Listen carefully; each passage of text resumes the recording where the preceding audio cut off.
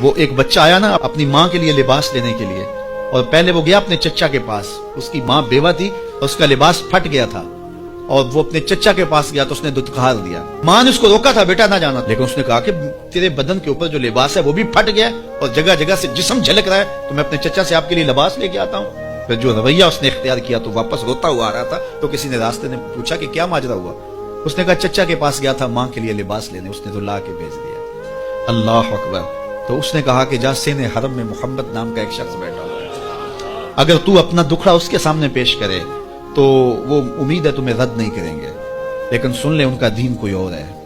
اللہ اکبر۔ اپنے ماں کے پاس آیا تو ماں کو کہا کہ چچا نے تو لا کے بھیج دیا، لیکن آپ کی حالت مجھ سے دیکھی نہیں جا رہی۔ تو ماں نے کہا کہ بیٹا نہیں، ان کے پاس نہیں جانا، سنا ہے کہ جو ان سے ملے دین دھرم چھین لیتے ہیں اس کا۔ اللہ اکبر۔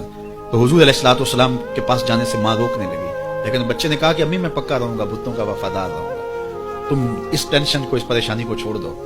اور حضور کی خدمت میں حاضر ہوا۔ حضور صحن حرم میں چادر اوڑے بیٹھے ہوئے تھے، اور جا کے کہنے لگا میں پہلے بات آپ سے کر لیتا ہوں، آپ کا دین میں نے قبول نہیں کرنا۔